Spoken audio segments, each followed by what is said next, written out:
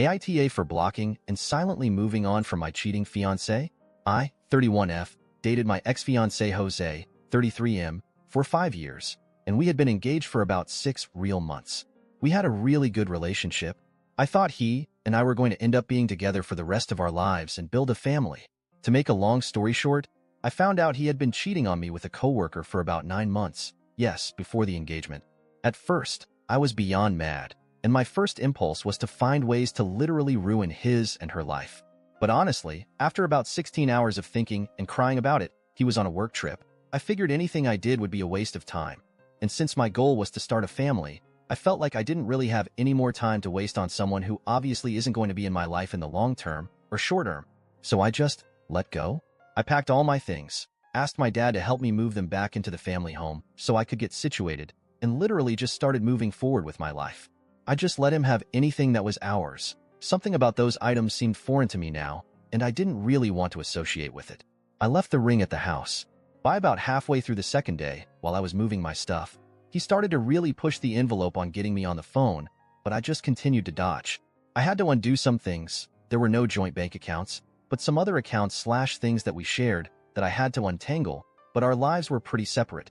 By the third day, still without saying anything to him, I blocked him and asked my parents not to discuss anything with him. They, of course, knew what had happened. I told them they were more than welcome to maintain a relationship with him if they chose. My dad loved him. But I asked them not to discuss or talk about me at all. After his week-long business trip, he showed up at the house, but I told my dad I had nothing to say to him and to please get him to go away. Now, it's been about 2 weeks, and he hasn't been back since, so I've still not talked to him, still blocked. I feel like I've really made an effort to move on with my life. I'm touring nearby apartments and hope to have my own lease signed by the end of the month. I really just felt like there wasn't anything to talk about, and I didn't feel like I owed someone who would do something like that to me anything, even a conversation. This morning, while discussing my plans, etc., my parents basically sat me down and asked me to talk over everything with him. They figure I will regret it in the future, that mistakes happen, that without his confessions, I can't be 100% sure that he cheated, etc., etc. I told them that I didn't really want to waste any more time on the situation and that, while I was being selfish, I didn't think hearing his side would help me in healing in any way. My mom and I got into a pretty heated argument.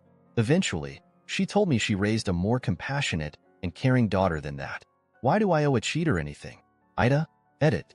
Sorry, forgot to mention how I found out. I'm 100% sure he is / was cheating.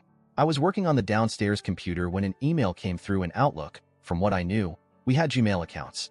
I clicked the tab and saw tons of recent emails of orders for a bunch of products, things like Lubrisil, KY, etc. I knew we weren't using anything like that, so instantly got suspicious. I started to look around the email a bit and didn't really find much.